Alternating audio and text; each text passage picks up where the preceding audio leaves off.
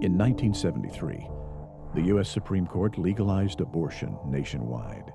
The decision is called Roe versus Wade, and those who defend it are known as RoeBots. This is how they think.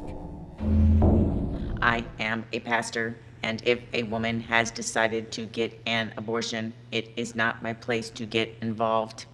It's just none of the church's business. Years ago, a 28-year-old woman named Kitty Genovese was raped and stabbed to death outside her New York City apartment.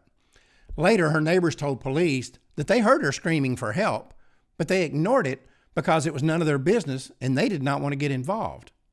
Now, that ugly scenario is repeated thousands of times every day as children are slaughtered in American abortion clinics while the church looks the other way. Pastors who know abortion is murder say and do nothing for fear of offending someone. Pastors who will openly admit that abortion is wrong carefully avoid any discussion of why it's wrong. As a practical matter, the modern American church is opposed to abortion in the same way that Kitty Genovese's neighbors were opposed to her rape and murder. They didn't support it, but they weren't going to stop it.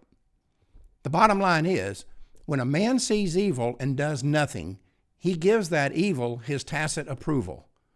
So whatever excuse these cowards might come up with, the truth is that their biggest concerns are protecting their jobs and keeping the collection plates full.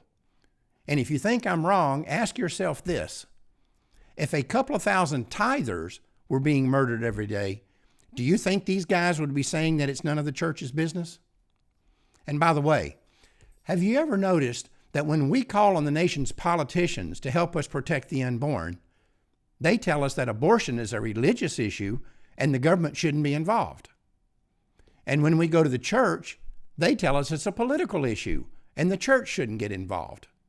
It's a scam, and both groups have been using it for over 4 decades as a way to wash the blood of the unborn off their hands.